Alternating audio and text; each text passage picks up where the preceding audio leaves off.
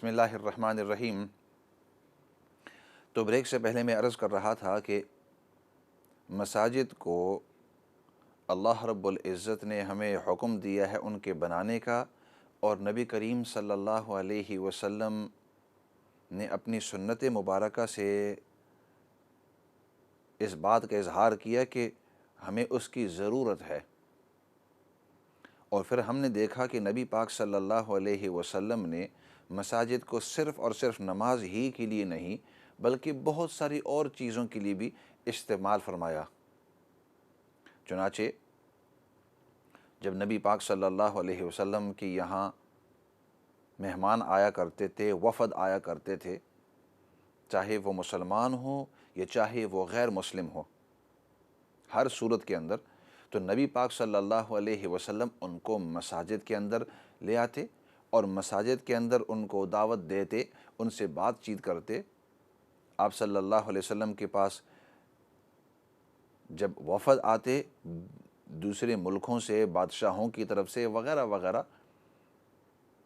تو ان کو بھی مسجد ہی کے اندر ان سے ملاقاتیں کرواتے، وہ بھی مسجد کے اندر آتے۔ بلکہ احادیث مبارکہ کے اندر تو یہاں تک آتا ہے کہ آپ صلی اللہ علیہ وسلم کی دنیا سے پردہ کرنے سے کچھ ہی عرصہ پہلے غیر مسلم ایک وفد آیا، اور وفد آنے کے بعد آپ صلی اللہ علیہ وسلم نے کچھ دن ان کو مسجد نبوی کے اندر ٹھہرایا، کچھ دن رات کو ادھر سوتے تھے، کھاتے تھے، پیتے تھے، جو کچھ بھی ہے۔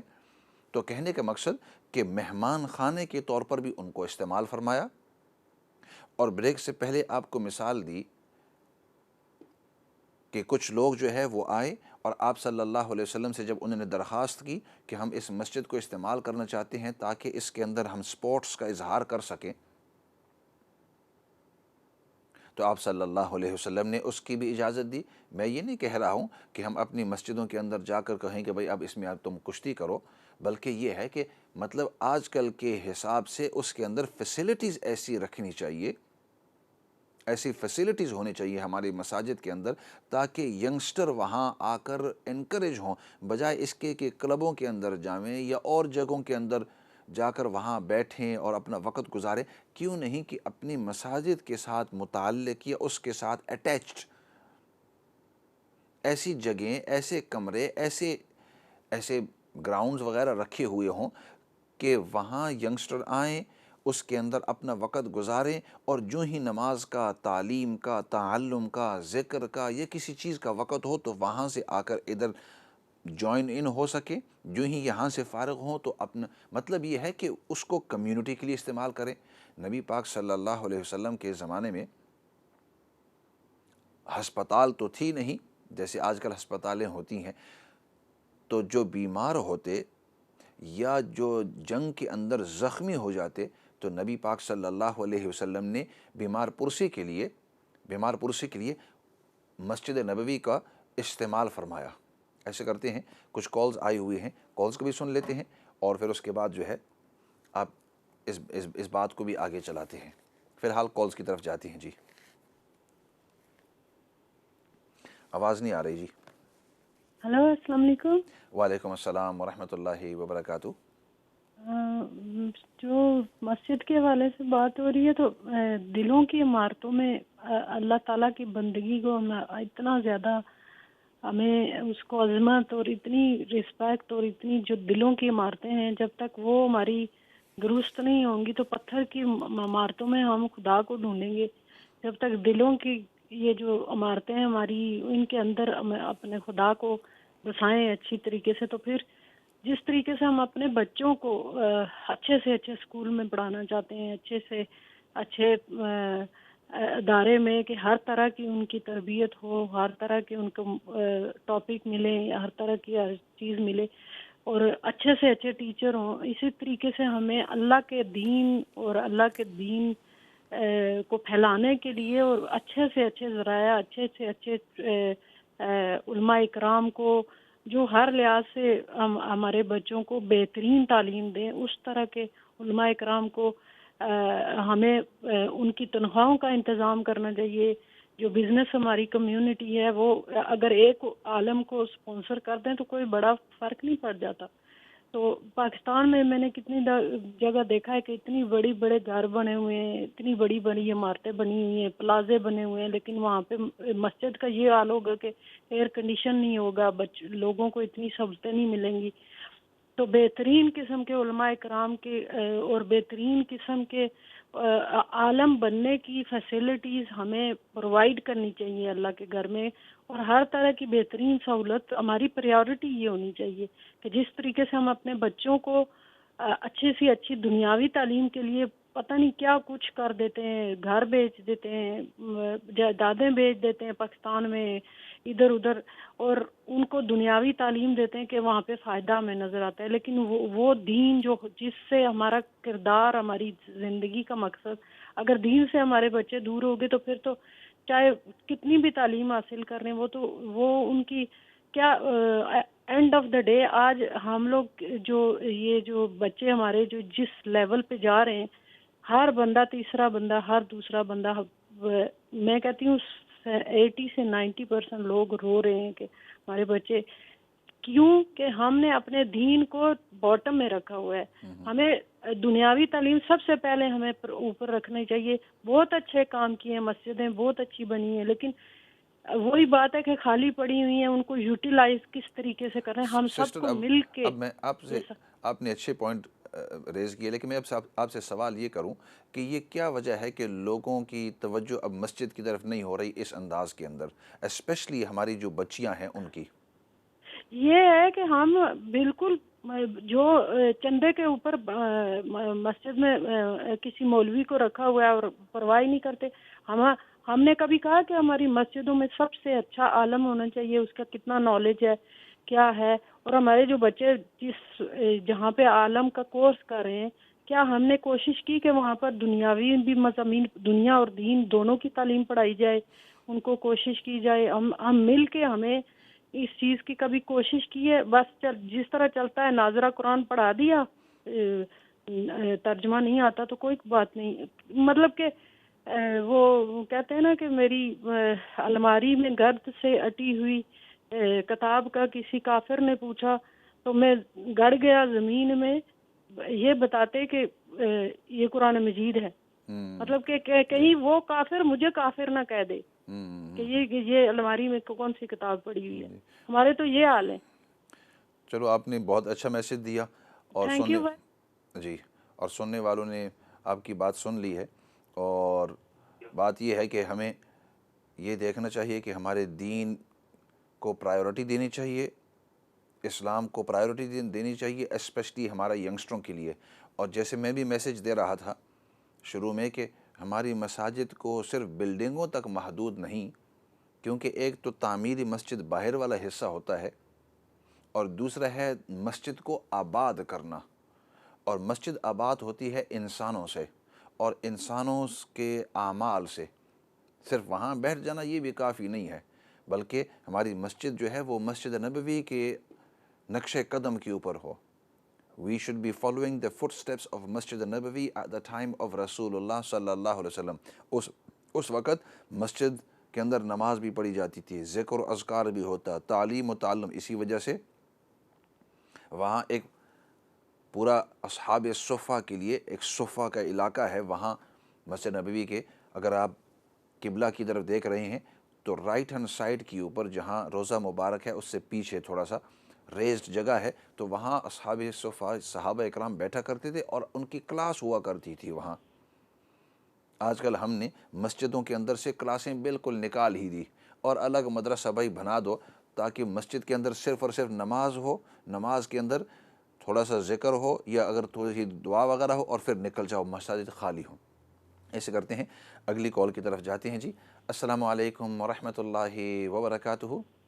وعلیکم السلام ورحمۃ اللہ وبرکاتہ. محترم، بڑا اچھا پروگرام آج آپ کر رہے ہیں، لیکن مجھے اس بات پر بڑا تعجب ہوا کہ جن مساجد کے متعلق اللہ تبارک و تعالیٰ نے فرمایا کہ وَأَنَّ الْمَسَاجِدَ لِلَّهِ، کہ تمام مساجد، مسجد کا نام نہیں، ایک جمع کا لفظ ہے، مساجد ساری کی ساری یہ اللہ کے لیے ہیں. یعنی اس میں صرف اللہ کا دین، اللہ کا نظام، اللہ کی عبادت اور اللہ کا ذکر و اذکار ہونا چاہیے. یہ پاکیزہ مقام ہوتا ہے دوسری جگہوں کے لحاظ سے. لہٰذا اس مقام کو جو اللہ تعالیٰ نے ان کو دیا، فرمایا فلا تدعوا مع اللہ احد، اللہ کے ساتھ کسی کو اور شریک نہ ٹھہراؤ. اس سے مراد صرف بت پرستی ہی نہیں ہے، بلکہ اس میں وہ لہو و لعب اور وہ چیزیں جو دین کے مطابق نہیں ہیں اور دنیاوی، خالص دنیاوی چیزیں ہیں، یعنی کہ لہو و لعب کے زمرے میں جو آتی ہیں، ان چیزوں سے، ان اعمال سے، اس کھیل تماشے سے مساجد کو دور رکھا جائے. رسول اللہ صلی اللہ علیہ وسلم کے زمانے کی ایک آدھ جو مثال ہے وہ مثال نہیں بنتی، وہ ہمارے لیے سنت نہیں ہے. وہ اس وقت کی بات ہے جب کہ یعنی کہ حرم مکہ مکرمہ میں اس کی حدود معین کی گئی تھی، نہ مسجد نبوی مدینہ کی گئی تھی. وہ بعد کی باتیں ہی ہیں، وہ چیزیں ساری منسوخ ہو گئی ہیں. اور یہ اس میں کوئی شک نہیں کہ مساجد کے اندر اللہ کا دین ہونا چاہیے، ذکر و اذکار ہونا چاہیے. ابراہیم علیہ السلام کو اللہ تعالیٰ نے فرمایا کہ وَأَعِدْنَا إِلَىٰ إِبْرَاهِيمَ وَإِسْمَاعِيلَ أَن طَهِّرَا بَيْتِيَ لِلطَّائِفِينَ وَالْعَاكِفِينَ وَالرُّكَّعِ السُّجُودِ. تو یہ اس میں اللہ کی عبادت، بندگی، قرآن، حدیث، فقہ، دوسرے تعلیم بھی اس میں آنی چاہیے، سارا کچھ. لیکن اس میں کھیل تماشا، لہو و لعب، جس طرح آج کل ایک عام دوسری جگہوں میں اور مسجد کے دالان میں فرق نہیں سمجھا جاتا، اور اس قسم کی مثالیں دے کر مساجد کی توہین کو کی جاتی ہے اور غیر مسلموں کے پاؤں کے نیچے روندا جاتا ہے. حالانکہ بڑی تفسیر کے ساتھ فقہا نے اس کو لکھا ہے کہ یعنی مرد یا عورت جو مسلمان ہیں، پاکیزہ مخلوق ہے، وہ بھی اب جب وہ جنبی ہوتے ہیں یا ان کو یعنی کہ غسل کی حاجت ہوتی ہے، اس حالت میں وہ مسجد کے اندر بامر مجبوری کے بغیر نہیں جا سکتے، گزر نہیں سکتے. اگر گزرنا ہو تو چند قدموں رکھ کر چلے جائیں. تو یہ چیز مسجد کی توہین نہ کی جائے. مجھے علماء سے جب اس قسم کی باتیں سننے میں آتی ہیں تو انتہائی تعجب ہوتا ہے، دکھ ہوتا ہے، افسوس ہوتا ہے کہ یہ کیا ہو رہا ہے. اللہ کے مقدس مقامات کی بجائے عزت و افزائی کرنے کے ان کی یعنی کہ عوام کے سامنے، غیر مسلموں کے سامنے اس کی قدر گھٹائی کم کی جاتی ہے اور ان کی توہین کی جاتی ہے ایک طرح کی. تو یہ اللہ تعالیٰ نے فرمایا کہ وَذَرُوا الَّذِينَ اتَّخَذُوا دِينَهُمْ لَعِبًا وَلَهْوًا، جو کھیل تماشے والے لوگوں کو یعنی اس سے تم خود بھی دور رہو، جا کے اس کو مسجد کا مرکز بنا دیا جائے اور مسجد کے لیے اس کے لیے اجازت دی جائے اور ترغیب دی جائے. اور یہ ساری چیزیں ہمیں دین اسلام کو جیسے ہے، جیسے تھا، جیسے بتایا گیا اللہ اور اللہ کے رسول نے، ہمیں اسی کو قائم رکھنا ہے. اس میں اپنی خواہش، مرضی یا دنیاوی کوئی بھی سوچ یا اجتہاد اس کے اندر کی گنجائش نہیں ہے. ٹھیک ہے جی، آپ نہیں ان کو بات پوری کرنے دیں، ڈونٹ کٹ آف. آج ان کی کیا حالت ہے. جی جی جی. اللہ ہمیں دین اسلام کے صحیح اسی اصل مقام پر قائم رہنے کی توفیق دے جس مقام کو اللہ اور اللہ کے رسول نے ہمارے لیے مختصر کیا ہے. اپنی بات. السلام علیکم ورحمۃ اللہ وبرکاتہ. وعلیکم السلام. میں آپ کی بات پوری مکمل طور پر سن رہا تھا، حالانکہ 2-3 کالز باقی تھے. سب سے پہلی بات یہ ہے کہ وَأَنَّ الْمَسَاجِدَ لِلَّهِ فَلَا تَدْعُوا مَعَ اللَّهِ أَحَدًا. ترجمہ سنتے رہیں. آپ کا ہو سکتا ہے یہ نظریہ ہے کہ وہاں اور چیزیں کچھ نہیں ہو سکتی، بالکل ہو سکتی ہیں. وَأَنَّ الْمَسَاجِدَ لِلَّهِ، مساجد جتنی بھی ہیں یہ اللہ کی ہیں. فَلَا تَدْعُوا مَعَ اللَّهِ أَحَدًا، اللہ کے ساتھ کسی اور کو مت پکارنا، مطلب کسی قسم کا شرک مت کرنا. یہاں یہ نہیں کہا ہے کہ اور قسم کی کوئی وہاں عبادت نہیں کر سکتے یا اور قسم کی ایکٹیویٹیز وہاں نہیں کر سکتے. یہاں شرک سے منع ہے میرے بھائی. تو ہو سکتا ہے آپ کو ذرا غلط فہمی ہوئی اس کے اندر، نمبر 1. نمبر 2، دوسری بات آپ نے جو کہی کہ ابراہیم علیہ السلام کو حکم ہوا کہ طَهِّرَا بَيْتِيَ لِلطَّائِفِينَ وَالْعَاكِفِينَ وَالرُّكَّعِ السُّجُودِ، کہ کعبۃ اللہ کو پاک کرو تم دونوں، مطلب ابراہیم اور اسماعیل. تو وہاں بت تھے اندر جی، تو ان بتوں سے بھی پاکیزگی اور جتنی باقی شرک چیزیں ہیں ان تمام شرک والی چیزوں سے پاکیزگی یہاں سے مراد ہے۔ للطائفین جو طواف کرنے والے ہیں، والعاکفین جو اعتکاف کرنے والے ہیں یا ٹھہرنے والے ہیں، والرکع سجود جو نماز پڑھنے والے ہیں۔ تو مطلب عبادت کے لیے بھی ہے۔ میں یہ نہیں کہتا ہوں کہ عبادت نہ ہو، میں کہتا ہوں عبادت بھی ہو اس کے اندر، لیکن دیگر چیزیں باقی جو آپ نے مثالیں دی ہیں کہ یہ صرف کچھ واقعات ہیں نبی پاک صلی اللہ علیہ وسلم کے زمانے میں، تو بھائی نبی پاک صلی اللہ علیہ وسلم کے زمانے میں جب آپ صلی اللہ علیہ وسلم نے خود کیے، کسی جگہ یہ نہیں لکھا کہ یہ واقعات منسوخ ہیں۔ 3 باتیں۔ اور چوتھی بات، میں اگر آپ سن رہے تھے تو میں یہ کہہ رہا تھا کہ مسجد کے ساتھ اٹیچ ہونے چاہیے ایسی جگہیں کہ جہاں ہم ایکٹیویٹیز رکھیں ینگسٹروں کے لیے، اور ینگسٹروں کے لیے ایکٹیویٹیز رکھیں تاکہ ینگسٹر آ کر مساجد کا وہ ایکٹیویٹیز بھی کریں، وقت آوے تو نماز کے اندر تعلیم اور تعلم ہو۔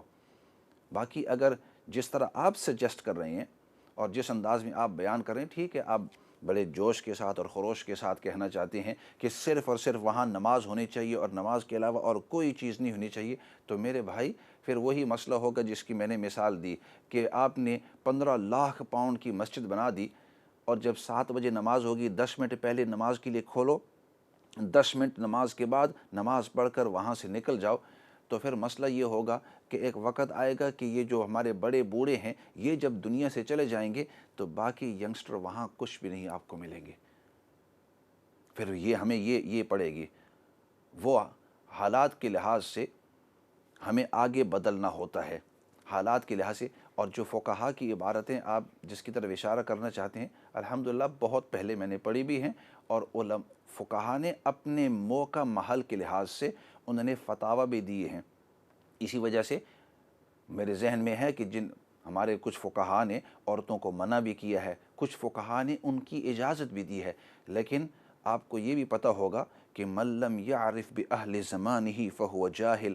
مفتی جب فتویٰ دیتا ہے تو فتویٰ دینے کا سب سے پہلا قدم یہ ہے کہ آپ اپنے اہل زمانہ کو اور عرف کو خوب جانیں، عرف کو سامنے مد نظر رکھتے ہوئے پھر آپ اس کے بعد اپنا فتویٰ دیں، اپنا مسئلہ بتلائیں۔ کیوں کہ جب تک کہ آپ عرف سے واقفیت نہ ہو اس وقت تک آپ اس مسئلے کو فتوے کو دے بھی نہیں سکتے، سمجھ بھی نہیں سکتے۔ آج کل کا آپ ماحول دیکھ لیں، اور اگر آپ یہی انداز رکھیں کہ صرف اور صرف میرے بھائی نماز کے لیے ہم اس کو رکھیں کہ بھائی یہ مرد ہوں اور صرف مرد جائیں، جیسے آپ سجیسٹ کر رہے ہیں، صرف اور صرف مرد جائیں اور صرف نماز پڑھیں، اور نماز پڑھ کے اس کے بعد نکل آ کر پھر اس کو لاک کر دیں کیونکہ ہم نہیں چاہتے کہ اس کے اندر کوئی اور چیز ہو، تو بھائی پھر یہ ہماری جتنی بھی مساجد ہیں، ایسا نہ ہو کہ ایک واقعہ عرض کرتے جاؤں، آخر ٹائم ختم ہو گیا ہے، لیکن کچھ سال پہلے میں ایک پادری سے بات کر رہا تھا، تو میں نے کہا کہ تمہاری چرچیں جو ہیں یہ بالکل خالی ہو گئی ہیں، کیونکہ میں نے دیکھا کہ ان کے فرنٹ جو بینچ ہیں، ان کے ہم بینچ ہوتے ہیں، بینچ کے اوپر کچھ بوڑھے اور بوڑھیاں وہاں بیٹھی ہوئی ہیں، اور باقی ساری وہ چرچ، اور اتنی بڑی بڑی چرچیں ہیں، اتنی بڑی کہ ہماری مسجد سے بھی اونچی اونچی ہیں، اور ان کا رقبہ ہماری مساجد سے بہت بڑا ہے رقبے کے لحاظ سے۔ تو اس نے، لمبا واقعہ ہے، مختصر عرض کر کے ختم کرتا ہوں، اس نے میری طرف دیکھا اور دیکھ کر اس نے کہا، فضل داد we are still 600 years ahead of you، ہم پھر بھی 600 سال آپ لوگوں سے آگے ہیں۔ میں نے کہا کیا مطلب؟ اس نے کہا کہ عیسیٰ علیہ السلام سے لے کر اب تک 2000 سال ہو گئے ہیں۔ میں نے کہا ہاں۔ اس نے کہا تمہارے محمد صلی اللہ علیہ وسلم سے لے کر اب تک 1400 سال ہوئے ہیں، ہمارے 2000 ایئرز، اور تمہارے ابھی 1400 سال ہوئے۔ دیکھنا جب تم 2000 سال تک پہنچو گے تو پھر کتنے لوگ تمہاری مساجد کے اندر رہتے ہیں۔ ہم بھی اس طرح سوچا کرتے تھے، اور بڑی بڑی یہ چرچیں اتنی بڑی بڑھائی ہوئی ہیں کہ ہم سوچتے تھے، تو خیر وہ تو اس کی سوچ ہے، ہم نہیں چاہتے کہ ہماری مساجد اس طرح ہوں۔ انشاءاللہ ہوں گی نہیں، انشاءاللہ نہیں ہوگی، کیونکہ اللہ رب العزت قیامت تک اس دین کو رکھیں گے، اور ہمارا ایمان ہے کہ اسلام از اسپریڈنگ۔ لیکن اسلام کے پھیلنے کے لیے اور مساجد کو آباد کرنے کے لیے ہمیں اس طرح پیچھے نہیں ہٹنا ہے، بلکہ ہمیں آباد رکھنے کے لیے مختلف صورتیں اختیار کرنی ہے تاکہ ہمارے ینگسٹر چاہے لڑکے ہوں چاہے لڑکیاں ہوں آف کورس فیسلٹیز کے ساتھ، پردے کے ساتھ، ان کی تمام چیزوں کو مد نظر رکھتے ہوئے ہم چاہتے ہیں کہ ہماری مساجد آباد ہوں، اور جتنے بھی مختلف انداز ہیں دین کے اندر جائز ہونے کے لحاظ سے ان تمام انداز کو اختیار کرتے رہیں۔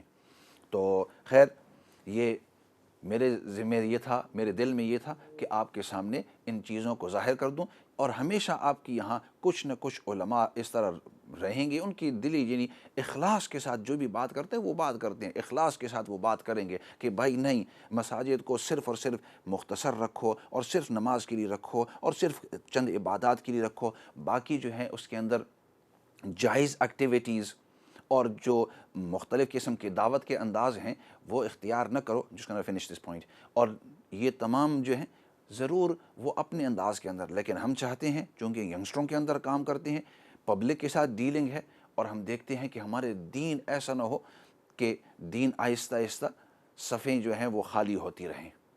اس لیے ساتھ میں یہ بھی دعا کرتے رہیں کہ اللہ رب العزت ہم سب کو دین پر استقامت نصیب کرے، ورنہ ایسے ہوگا کہ اگلے جو ہیں وہ چلتے رہیں گے، پیچھے جو ہیں وہ کچھ باقی رہ جائیں گے، اور ہماری مساجد جو ہیں وہ خالی نہ رہ جائیں۔ خالی رہنے کا مقصد یہ ہے کہ ینگسٹر ہیں وہ دین سے دور نہ رہ جائیں۔ ہمارے ہر ایک کا، اور مجھے پتہ ہے جتنے بھی جو اگری کرتے ہیں یا ڈس ایگری کرتے ہیں، ہر ایک کے دل کے اندر دین کے محبت، دین کا حب ہوتا ہے، دین کی دعوت ہوتی ہے، لیکن ہر ایک کے آگے پیش کرنے کا انداز وہ الگ ہوتا ہے۔ اسی کے ساتھ آج کے اس پروگرام کو ختم کرتے ہیں، اور چلتے رہے گا یہ ڈیبیٹ، اور چلتا رہے گا یہ پروموشن اور دین کے اوپر باتیں، اور اگلی نسل کو کس طرح ہم دین کے قریب کرتے رہیں گے، اس کے اوپر باتیں چلتی رہیں گی۔ فی الحال اسی کے ساتھ آج کے اس سیشن کو ختم کرتے ہیں۔ الحمدللہ رب العالمین، والصلاة والسلام علی سید الانبیاء والمرسلین، محمد وعلی آلہ وصحبہ اجمعین۔ ربنا ظلمنا انفسنا وان لم تغفر لنا وترحمنا لنكونن من الخاسرين اللهم ربنا اغفر لنا ولاخواننا الذين سبقونا بالايمان ولا تجعل في قلوبنا غلا للذين امنوا ربنا انك رؤوف رحيم۔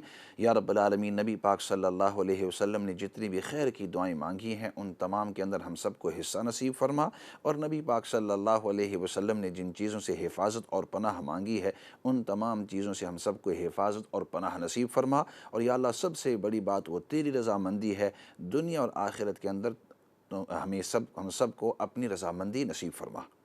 سبحان ربک رب العزت عما یصفون وسلام علی المرسلین والحمد للہ رب العالمین برحمتک یا ارحم الراحمین۔ اسی کے ساتھ میں آپ کا مخاطب مولانا فضل داد، ہمیں اجازت دیجیے۔ والسلام علیکم ورحمۃ اللہ وبرکاتہ۔